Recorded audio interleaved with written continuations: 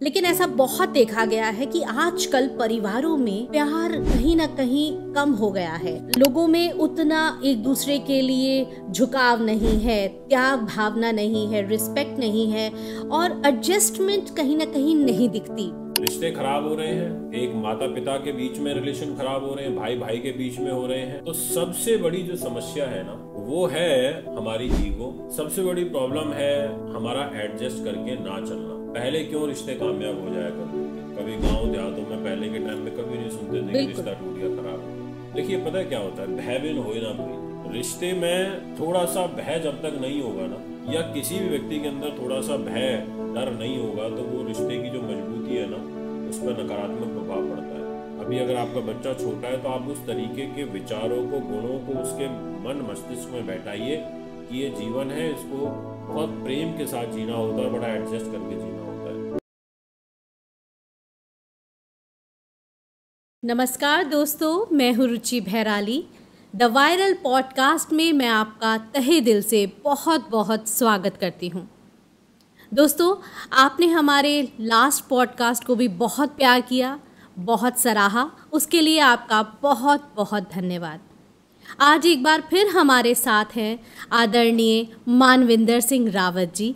Sir, मैं आपका बहुत बहुत स्वागत करती हूँ। जी, बहुत बहुत धन्यवाद। आप हमारे साथ एक बार पुनः हैं और आज कुछ नई चर्चाएं होंगी और उन चर्चाओं से सबको जोड़ने का अवसर इस प्रोग्राम के माध्यम से प्राप्त होगा, तो मुझे भी बड़ी खुशी है। दोस्तों, ये बहुत खुशी की बात है, ये बड़े हर्ष की बात है कि जब हम कहते हैं ना पॉजिटिविटी से बोलते हैं, उस वातावरण में बैठते हैं तो वो फैलती है, हर जगह जाती है। जो लोग भी पॉजिटिविटी की बात करते हैं, ज्योतिष की बात करते हैं, पॉडकास्ट को सुन रहे हैं, उन सबको हमारा हृदय से धन्यवाद। लगातार हमारे साथ यूं ही बने रहें। हम कोशिश करेंगे ऐसे प्रश्नों को लाने की जो आपकी अपनी परेशानियों को दूर कर सकें। आपके अंदर के जितने भी प्रश्न हैं वो हम यहाँ पर रखने की पूरी कोशिश करते हैं। तो दोस्तों, ऐसी बहुत सी बातें हैं जो ज्योतिष से जुड़ी हुई हैं, धर्म से जुड़ी हुई हैं, हमारे परिवार से जुड़ी हुई हैं, लेकिन कहने से, पूछने से कहीं ना कहीं हम बहुत कतराते हैं। हम बहुत सौभाग्यशाली हैं कि आज हमारे साथ हैं मानविंदर जी, जो बेबाकी के साथ, बहुत सादगी के साथ, ऐसे शब्दों में आपकी बातों का इस तरह से हल दे जाएंगे कि आपको बहुत ज़्यादा फ़ायदा भी मिलेगा और संतोष, शांति भी मिलेगी। तो चलिए आज का पॉडकास्ट और नए सवालों की एक बौछार शुरू करते हैं मानविंदर जी के साथ। जी बिल्कुल। सर, परिवार ऐसी जगह है, ऐसा कहते हैं ना, कुटुंब जो है वो हर किसी के जीवन में सबसे बड़ी कड़ी है, सबसे बड़ा ठहराव है।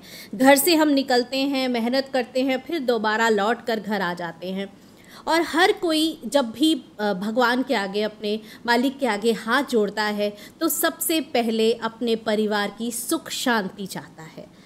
लेकिन ऐसा देखा गया है, यूँ भी कह सकते हैं कि ये कलयुग है, लेकिन ऐसा बहुत देखा गया है कि आजकल परिवारों में प्यार कहीं ना कहीं कम हो गया है। लोगों में उतना एक दूसरे के लिए झुकाव नहीं है, त्याग भावना नहीं है, रिस्पेक्ट नहीं है और एडजस्टमेंट कहीं ना कहीं नहीं दिखती। इसी का एक कारण है कि शादी आज हुई और बहुत जल्दी डिवोर्स हो जाता है। जैसा हमने लास्ट पॉडकास्ट में भी कहा कि आप एक बहुत अच्छे एडवोकेट रहे हैं, आपने इन चीज़ों को बहुत बारीकी से देखा है।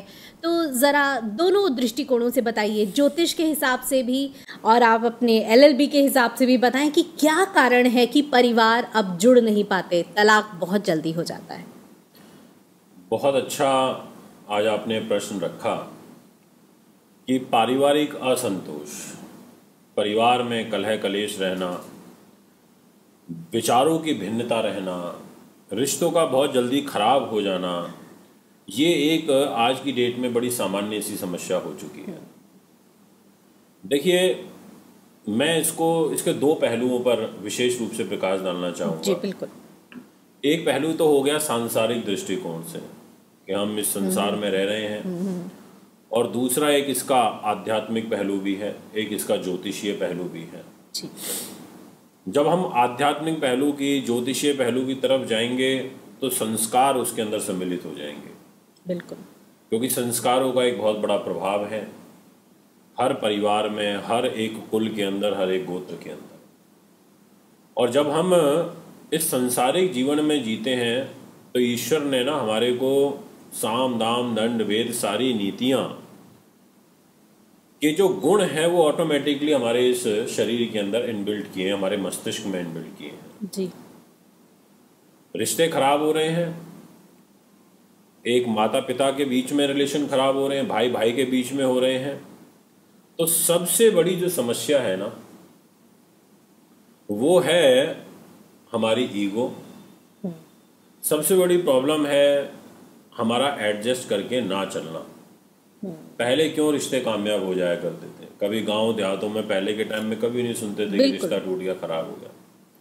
क्योंकि उनकी परवरिश, उनके संस्कार और उनको इस तरीके से ढाला जाता था कि बेटा कुछ भी हो जाए, तू इस घर से जा रही है, अब तू उस घर की है, उस घर की इज्जत है, हमारी इज्जत रखना, उस घर की इज्जत कभी झुकने मत देना, और कुछ भी हो जाए, चाहे अच्छा है चाहे बुरा है, कैसा भी है, वो तेरा घर है और तेरे को संभालना है। पहले जब लड़की को विदा किया जाता था तो ये कह करके भेजा जाता था कि बेटा अब वही है जो कुछ है तेरे लिए। अब आज की डेट में क्या होता है कुछ भी हो जाए ना तुरंत फोन कर दियो, हम बैठे ना, अभी 15 मिनट में ही बुला लेंगे वापस, तेरे भाई को भेज दूंगी, तेरे पापा को भेज दूंगी, वो ले आएंगे तेरे को। देखिए पता है क्या होता है, भय बिन होए ना प्रीति।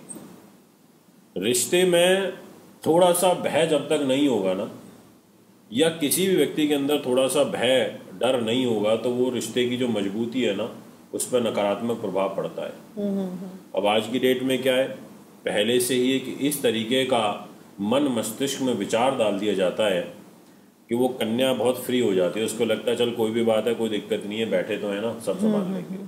ये नहीं होना चाहिए। जब दो संस्कारों का, दो परिवारों का, दो आत्माओं का मिलन होता है ना, और वैसे भी लॉ के दृष्टिकोण से तो ये कहा जाता है marriage is a contract between two person.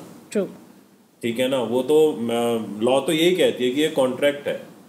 अब उस कॉन्ट्रैक्ट को आपको निभाना है, उसको अच्छे से निभाना है, तो ही वो कॉन्ट्रैक्ट पूरा हो पाएगा और उसको उसका अंजाम मिल पाएगा। बिल्कुल। ऐसे ही जब दो रिश्ते जुड़ते हैं तो उसमें एडजस्टमेंट बहुत जरूरी है।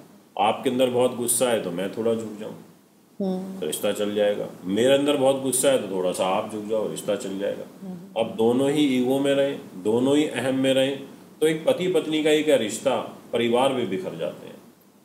आप देखो ना, अहम तो रावण का भी नहीं बच पाया था, बिल्कुल, अहम तो कंस का भी नहीं बच पाया नहीं था। बचा। तो इसलिए सबसे बड़ी प्रॉब्लम आज की डेट में ये हो रही है कि हमारी ईगो, हमारा गुस्सा, हमारी सहनशीलता, हमारा व्यवहार और हमारे संस्कार। इसलिए मैं तो विशेष रूप से ये कहना चाहता हूँ जितने भी लोग मेरे इस पॉडकास्ट को सुन रहे हैं अभी, कि देखिए बच्चों को स्टार्टिंग से, अभी अगर आपका बच्चा छोटा है तो आप उस तरीके के विचारों को, गुणों को उसके मन मस्तिष्क में बैठाइए कि ये जीवन है, इसको बहुत प्रेम के साथ जीना होता है, बड़ा एडजस्ट करके जीना होता है। हमेशा जिद से काम नहीं चल सकता, हमेशा गुस्से से काम नहीं चल सकता, हमेशा आप अड़िग होकर के सामने वाले को डोमिनेट करके किसी चीज़ को लंबा नहीं चला सकते। मैं एज ए एडवोकेट जब कोर्ट में प्रैक्टिस करता था, मैं देखता था मैक्सिमम केस ही ये आते थे, शादी हुई 6 महीने, 8 महीने, साल, 2 साल में रिश्ते टूट रहे हैं।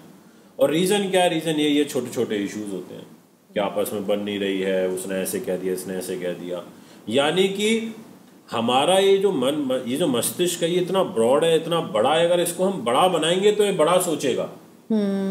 अगर हम इसका दायरा सीमित कर देंगे तो ये उसी दायरे में घूमता रहेगा। बिल्कुल बिल्कुल। अब आप अपने आप को तो इस चीज़ से ऊपर उठा लो कि अरे ठीक है ना, ये तो नॉर्मल बातें चलती ही रहती हैं, तो आपको प्रॉब्लम ही नहीं लगेगी। सही बात। और आप सोचो अरे मुझे ऐसे बोल क्यों दिया, मुझे ऐसे उंगली क्यों दिखा दी, तो वो प्रॉब्लम छोटी सी भी बहुत बड़ी लगने लगेगी। इसलिए मैं ये कहना चाहता हूँ, अगर लाइफ में सक्सेस होना है, एक अच्छे पति के रूप में होना है, एक पत्नी के रूप में होना है, अच्छे भाई के रूप में होना है, अच्छी बहन के रूप में होना है, अच्छे पिता के रूप में होना है, अच्छी माँ के रूप में होना है, और सामाजिक दृष्टिकोण से होना है, तो आप बड़ा सोचना शुरू करिए। आप छोटी चीज़ों में मत उलझिए, आपका रिश्ता ठीक हो जाएगा। अब इसको ज्योतिषीय दृष्टिकोण से देखें तो देखिए, 4 शुभ ग्रह और 5 अशुभ ग्रह हैं जी। शुभ अशुभों की टांग खींचते हैं और अशुभ शुभ की खींचते हैं। बिल्कुल। तो इसलिए कभी भी इस दुनिया के अंदर ग्रहों के अंदर समानता नहीं है, तो कभी भी इक्वालिटी नहीं हो सकती, कभी भी नहीं हो सकती ना। अगर आप करने की कोशिश भी करोगे तो भी नहीं हो सकती। एक बार उसने करने की कोशिश करी थी तो वहां बहुत बड़ा भूचाल आ गया। अगर आप गरीब को बहुत अमीर बना दोगे और अमीर को उसी लेवल पर रोक दोगे या गरीब लाने की कोशिश करोगे, तो आपकी जो काबिलियत है, आपका जो टैलेंट है, वो फिर भी आपको नीचे लेकर के आ जाएगा या आपको ऊपर लेकर के चला जाएगा, अगर आप में योग्यता नहीं है तो। इसलिए मैं ये कहना चाहता हूं कि ज्योतिष के अंदर कुछ ऐसे ग्रह योग होते हैं कि इसलिए कुंडली मिलान का एक विशेष महत्व होता है। अगर आप इस विषय में प्रश्न करेंगी तो मैं ज़रूर आपको बताऊंगा कि क्यों हमारे को ये विवाह मुहूर्त देखने चाहिए। बट हाँ, ये ज़रूर कह सकता हूँ कि अगर किसकी कुंडली में सप्तम भाव में लगन में शनि का राहु का प्रभाव है, जो कि अलगाववादी ग्रह हैं, मंगल का क्रूर प्रभाव है, सूर्य का अलगाववादी प्रभाव है, तो निश्चित तौर पर रिश्ता खराब हो जाता है। और हम बता देते हैं जब हम मैच मेकिंग करते हैं उस टाइम पर कि इन चीज़ों का ध्यान रखना होगा। और भी बहुत सारे नियम होते हैं। कुछ चीज़ें ऐसी होती हैं जिनको ठीक किया जा सकता है कर्मों के थ्रू, कुछ चीज़ें ऐसी होती हैं जो हम बाय बर्थ लेकर के पैदा होते हैं। जैसे बीमारियां होती हैं, कुछ साध्य रोग होते हैं और कुछ असाध्य रोग होते हैं, है ना। अब असाध्य रोग को तो ठीक करना बड़ा मुश्किल है और साध्य रोग को तो किया जा सकता है। बिल्कुल जी। बहुत अच्छी बात कही आपने। और ये जो परिवार के अंदर आपने संस्कारों की बात कही, तो ये तो यूं है कि जैसे मान लीजिए कि धूप छांव, सुख दुख, ये तो लगा रहेगा। कोई भी परिवार हो हमेशा जिंदगी भर के लिए तो सुखी नहीं रह सकता, लेकिन परिवार का तो मतलब ही ये है कि दुख में भी एक और सुख में भी एक। और कहते हैं ना, सुख बांटने से बढ़ता है और दुख घट जाता है, और आंसू भी वहीं बहते हैं जो अपना होता है। तो कहीं ना कहीं पहले ज़माने में और अब भी कई जगह देखा गया है कि परिवार एक होता है और जॉइंट फैमिली की प्रथा थी। अब तो इस तरह का एक रिवाज ही बंद हो चुका है, तो ये भी एक कारण रहा। लेकिन जैसा अभी आपने बताया कि जब कपल्स होते हैं, जब मैच मेकिंग होती है, तो उस समय कई बार आजकल के परिवेश में देखें तो लव मैरिज का ट्रेंड है।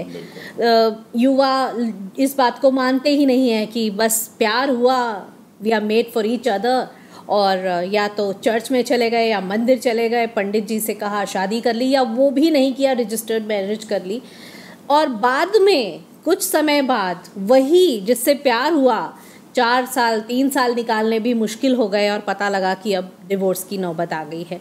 तो क्या ये भी एक कारण है कि उन्होंने अपनी कुंडली पर ध्यान ही नहीं दिया? अगर परिवार के हिसाब से चलते, या जिस तरह से हमारा हिंदुस्तान में रिवाज है कि पहले कुंडलियां मिलाई जाती हैं, परिवारों में बातचीत होती है, उसके बाद आगे बात बढ़ती है, तो इन चीज़ों को दरकिनार करके जो आगे स्टेप लिया मॉडर्न होने के लिए, ये बहुत भारी पड़ता है। बिल्कुल भारी पड़ता है, और इतना भारी पड़ता है कि बाद में रोना पड़ता है जी। और खाली उस व्यक्ति को ही रोना नहीं पड़ता, उससे जुड़े हुए पूरे परिवार को भी कष्ट सहने पड़ते हैं, और सामाजिक प्रतिष्ठा जो धूमिल होती है वो अलग है। देखिए, पता है क्या होता है, लव मैरिज और अरेंज मैरिज, इन दोनों में भी अलग अलग है फल। अब लव मैरिज में तो एक लड़का लड़की दोनों प्रेम में एक दूसरे के साथ इतने ज़्यादा हैं कि वो सुनना ही नहीं चाहते। हमारे पास तो ऐसे इतने केस आते हैं, आए दिन आते हैं। वो कुंडलियों में विश्वास ही नहीं करते, और अगर विश्वास भी करते होंगे पर लव में है तो वो करना नहीं चाहते, नेगेटिव प्यार अंधा है। प्यार अंधा है। अब वो अंधा प्यार फिर बाद में पता चलता है जब वो रिश्ता टूटता है जी, है ना। जब लड़की बहुत डोमिनेटिंग होती है, घर में एडजस्ट नहीं करती है, लड़के को बोलती है कि आप अपने माँ बाप को छोड़ो, मेरे साथ दूसरी जगह रहो, लड़का छोड़ नहीं सकता, वो धर्म संकट में पड़ गया, क्या करूं। तो यानी कि वो जो इश्यूज खड़े होने शुरू हो जाते हैं, क्योंकि जब व्यक्ति लव में है तो व्यवहार अलग होता है।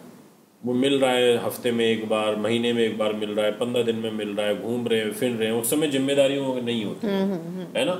आफ्टर मैरिज क्या होती हैं, जिम्मेदारियां बढ़ जाती हैं, लड़के की भी लड़की की भी। अब वो लड़की उस जिम्मेदारियों का जो निर्वहन है उस परिवार के लिए करना चाहती है या सिर्फ अपने पति के लिए करना चाहती है, क्योंकि अब कमाना शुरू कर दिया है। अब घर में अगर 2 लोग हैं तो दोनों कमा रहे हैं, तो वो इंडिपेंडेंस आ गई, और वो ये लगा कि अब मुझे किसी के दबाव में नहीं रहना है, पहले में नहीं रहना है। क्योंकि देखिए, जब क्या होता है, जब व्यक्ति इंडिपेंडेंट हो जाता है ना, जब खुद से कमाने लगता है, तो उसके जो विचार होते हैं ना बदल जाते हैं। उसको ऐसा लगता है मेरे को क्या जरूरत है। बहुत सारी लड़कियां तो यही सोच के रिश्ता तोड़ते हैं, ठीक है तू जा जा, मैं बढ़िया कमा रही हूँ, 2-4 लाख रुपए महीने की सैलरी, मेरे को कोई फर्क नहीं पड़ता, मैं अपना अकेला भी जीवन काट लूंगी। यानी कि उनके लिए वो पैसा और उनकी जॉब और उनका कैरियर इतना इंपॉर्टेंट हो गया कि उनको पति से ही फर्क नहीं पड़ रहा। तो ये जो सब चीजें हैं ना, ये बड़ी नेगेटिव हैं।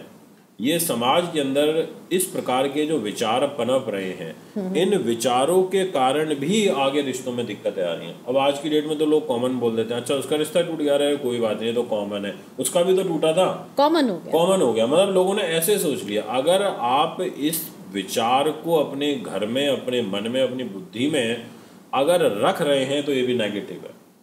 इतना कैजुअल मत होइए, इतनी इस चीज को लाइटली मत लीजिए कि आपको आगे हंसी का पात्र या फिर आपके कुल को, आपके गोत्र को कोई ऐसा श्राप लग जाए, परिवार को ऐसा श्राप लग जाए कि आपको आगे दुखी होना पड़े। अब ज्योतिष शास्त्र के अंदर जब हम कुंडलियों का मिलान करते हैं तो हम उसमें क्या देखते हैं? हम कुंडली मिलान में यही सब चीजें तो देखते हैं कि भाई लड़का लड़की के ऊपर भारी तो नहीं है ना, लड़का चरित्रवान है कि नहीं है, कोई बच्चे होने में तो दिक्कत नहीं आएगी, लड़की चरित्रहीन तो नहीं है, लड़की की कुंडली में कोई काकबंदिया योग तो नहीं है, लड़की की कुंडली में कहीं दरिद्र योग तो नहीं है ना, स्त्री हंता योग तो नहीं है, लड़के की कुंडली में कोई बांझपन का योग तो नहीं है, कोई मृतवत्सा योग तो नहीं है, ऐसे ही लड़के की कुंडली में कोई नपुंसक योग तो नहीं है, लड़के की कुंडली में कोई संन्यास योग तो नहीं है। यानी कि आप देखिए कि कुंडली मिलान कितना बड़ा विषय है, इतना बड़ा विषय है कि जिसके ऊपर 50-60 साल एक हस्बैंड वाइफ को एक दूसरे के साथ रहना होता है, जीवन यापन करना होता है, और उसके लिए लोग बोल देते हैं हम तो मानते ही नहीं है। या ज्यादातर क्या आज की डेट में एक विचार पनपा हुआ, अभी नहीं बहुत समय से, और इसमें कहीं ना कहीं हमारे ज्योतिषियों भाई की भी बहुत बड़ी गलतियां रही हैं कि खाली कुंडलियों का गुण मिलान किया और फाइनल कर दिया, ठीक है, अब गुणों को देखा ही नहीं, और अब गुणों को नहीं देखा, खाली गुणों के आधार पर। क्योंकि देखिए कुंडली मिलान भी तो 2 प्रकार का है ना जी, एक है अष्टकूट मिलापक, अच्छा, और एक होता है नक्षत्र मिलापक। अच्छा। अब अष्टकूट मिलापक के अंदर 36 गुण आ जाते हैं कि 36 में से 18 मिल रहे हैं, 22 मिल रहे हैं, 25 मिल रहे हैं, कितने मिल रहे हैं। और नक्षत्र मिलापक के अंदर उनकी कुंडलियों के ग्रहों का मिलापक, अच्छा, कि एक दूसरे के दोनों के 9 ग्रह, इनके 9 ग्रह, लड़की के 9 ग्रह, फिर उनकी वहां बैठे हुए स्थान, दशाएं, अंतर दशाएं, नवांश कुंडली, सारी की सारी कुंडली क्या कहती है, at the time of marriage ग्रह कैसे चल रहे हैं, कोई शनि का राहु का प्रभाव, 7.5 का प्रभाव तो नहीं चल रहे। यानी कि कुंडलियों को मिलाना जी, है ना। गुण तो आपने मिला लिए, कई बार ऐसा होता है 30 गुण 28 गुण पे भी रिश्ते खराब हो जाते हैं। बिल्कुल। इसका मतलब कि कुंडली के अंदर कमी थी, आपने गुणों को खाली देखा और आगे फॉरवर्ड कर दिया और रिश्ता खराब हो गया। फिर बाद में आपको हंसी का पात्र बनना पड़ता है, जी पंडित जी ने मिलाया था, फिर भी रिश्ता टूट गया, उन्होंने कहा था ओके। तो इसलिए हमारे को जब भी हम कुंडली मिलान करें तो मैं तो सभी अपने ज्योतिषी भाइयों से निवेदन करूंगा कि आप केवल गुणों को आधार मान के ना करें, आप साथ में कुंडलियों का कंपैटिबिलिटी चेक करें कि दोनों का ये माइंड मैच कर रहा है कि नहीं कर रहा, सही, दोनों की बुद्धि मैच कर रही है कि नहीं कर रही है, दोनों की बुद्धि के ऊपर शांत ग्रह बैठे हैं, क्रूर बैठे हैं, हिंसक ग्रह बैठे हैं, क्रोधी ग्रह बैठे हैं, दोनों के ऊपर दशाएं एक जैसी तो नहीं चल रही। मान लो आपकी भी शनि की महादशा चल रही है, मेरी भी शनि की महादशा चल रही है, दोनों का शनि चल रहा है और नेगेटिव है। अब गुण मिल रहे हैं 30, क्या करेंगे वो 30 गुण? अगर दोनों के ऊपर ही शनि की महादशा का प्रभाव चल रहा है तो वो रिश्ता खराब होगा ही होगा, वो आफ्टर मैरिज खटास में जाएगा ही जाएगा, क्योंकि ना तो आप झुकोगे ना मैं झुकूंगा, दोनों का सूर्य चल रहा है तो भी दिक्कत आएगी। यानी कि हमारे को देखना पड़ेगा कि अगर एक के ग्रह ठीक हैं दूसरे के खराब हैं तो हमारे को समझाना पड़ेगा कि बेटा इसके 2 साल के ग्रह भी खराब है, बिल्कुल, शादी के बाद इसके 2.5 साल के ग्रह खराब हैं तो थोड़ा 2.5 साल तक मैनेज करके चलो, उसके बाद आगे सब ठीक हो जाएगा। तो ये बहुत इंपॉर्टेंट विषय है, इतना गहरा विषय है कि इसके ऊपर तो जब हम बातचीत करेंगे तो मैं इतना कुछ आपको बता सकता हूँ इस बारे में कि मतलब हर शादी कुंडली मिलान के हिसाब से होनी ही चाहिए, और कुंडली मिलान एक अच्छे ज्योतिषी से होना चाहिए, वो सबसे ज्यादा महत्व रखता है। और actual date of birth time, नाम राशि के हिसाब से कुंडली मिलान होना चाहिए, ये नहीं कि बोलते हुए नाम के ऊपर। जी जी, जैसे कहते हैं ना जीवन रूपी गाड़ी के 2 पहिए हैं, पति और पत्नी। तो आपकी बात बिल्कुल सही है कि माता पिता के घर में चाहे लड़की है चाहे लड़का है, 25 आजकल के हिसाब से देखें तो हद से हद 30-29 का होते ही टेंशन बढ़ जाती है कि 3 लगने वाला है, फटाफट शादी कर ली जाए। तो ये जो मुझे लगता है 20-30 साल का ही एक पीरियड है जहाँ पर अपने पेरेंट्स के पास हैं, उसके बाद का पूरा जीवन पति के साथ बिताने वाले हैं एक अलग परिवार में। तो मैंने देखा है कि जो लड़की का ही अगर हम पिता मान लें तो लड़की का पिता पूरे ज़िंदगी भर की पूंजी अपनी बेटी के विवाह में लगा देता है। लोन्स ले रहे हैं, कर्जे ले रहे हैं, ज़मीन मकान बेच के जैसे तैसे, क्योंकि पब्लिक को खुश करना है, रिश्तेदारी को खुश करना है। तो आजकल करोड़ों रुपए लगते हैं शादी में, आजकल इवेंट्स होते हैं, बहुत तरह से शादी होती है। लेकिन आपकी बात बिल्कुल सही है कि सब जगह पैसा खर्च हो गया, लेकिन जो मेन चीज़ है कुंडली, वहाँ पर पैसा ही नहीं खर्च हुआ। और वहाँ तो लगना भी कुछ खास पैसा कोई लाखों का तो मामला ही नहीं है।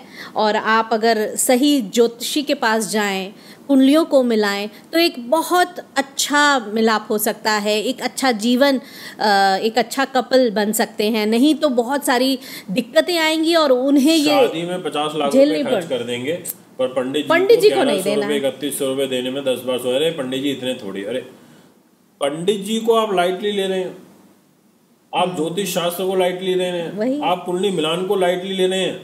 मतलब पंचांग के 5 अंग है और पंचांग है तो सब कुछ है। पंचांग से हम पूरे वर्ष की भविष्यवाणियां पहले ही कर देते हैं कि इस वर्ष ऐसा होगा, इस वर्ष ऐसा होगा।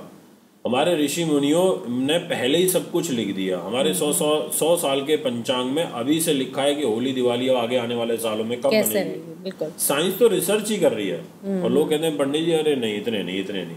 मैं कहता हूँ पंडित जी को, डॉक्टर को, वकील को, इनको तो उल्टा आप एक्स्ट्रा पैसे एक्स्ट्रा दीजिए ताकि वो और ज्यादा खुश होके और ज्यादा डेडिकेशन के साथ में काम करे और ज्यादा मन के साथ में काम करे।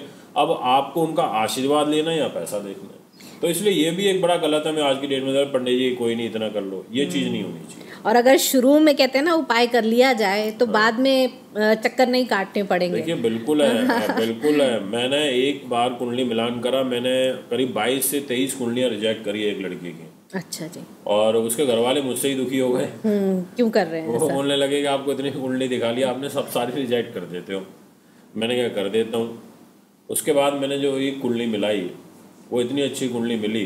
उनको चाहिए था कि लड़की हमारी जाए फार्म हाउस में, बड़े फार्म हाउस में, अच्छे घर में जाए और लड़का भी अच्छा हो और बड़ा बिजनेसमैन हो। मिल गया उनको ऐसा ही रिश्ता।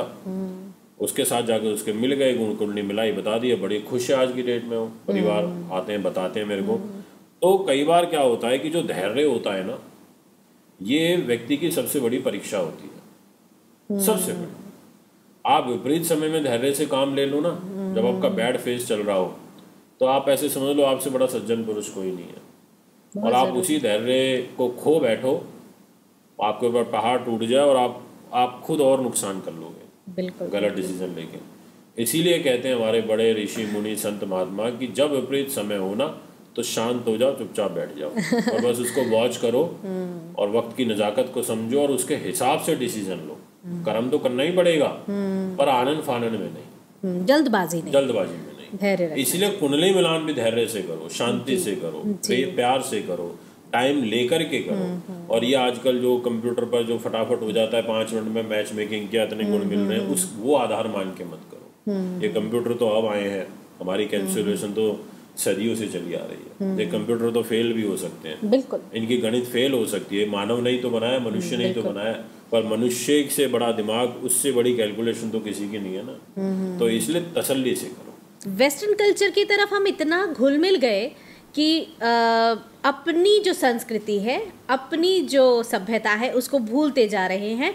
और इसी का एक कारण है कि जब शादी अपनी मर्जी से और बिना ज्योतिषी की सलाह के बिना अगर कर दी जाए और दिक्कतें उसमें आ जाएं, तो फिर बाद में आप कितने भी चक्कर लगाइए, वो कहते हैं ना, संतोष ज़िंदगी में आने के लिए फिर और सब्र करना पड़ेगा और अलग उपाय करने पड़ेंगे और बहुत सारी चीज़ें अड़चने बनकर आएंगी। तो बहुत अच्छी बात कही मानविंदर जी ने। तो फ्रेंड्स, ये कुछ ऐसी बातें हैं जो हम सबके परिवारों में होती हैं। आस पड़ोस में होती हैं, और कभी कभी हम ऐसे पड़ाव पर आकर रुक जाते हैं जहाँ कोई रास्ता नज़र नहीं आता। लेकिन एक रास्ता जो भगवान की तरफ जाता है वो हमेशा खुला होता है, जो हमारी संस्कृति की तरफ जाता है वो हमेशा खुला होता है। तो अपनी जड़ों से जुड़े रहें और आगे भी ये सोचकर जो भी अच्छे काम अपने जीवन के होते हैं, ख़ास तौर पे शादी ब्याह का जो मामला होता है, वहाँ पर बहुत सोच समझ कर फैसला लें और एक नई ज़िंदगी का आगाज़ करें। तो आज के लिए बस इतना ही। हमें बहुत अच्छा लगा, इतनी अच्छी चर्चा रही मानविंदर जी के साथ। आगे भी हम इसी तरह के प्रश्न लेकर आते रहेंगे। आप सभी का स्नेह हमारे साथ बना रहे। आपका बहुत बहुत धन्यवाद। अब हमें दीजिए इजाज़त। धन्यवाद।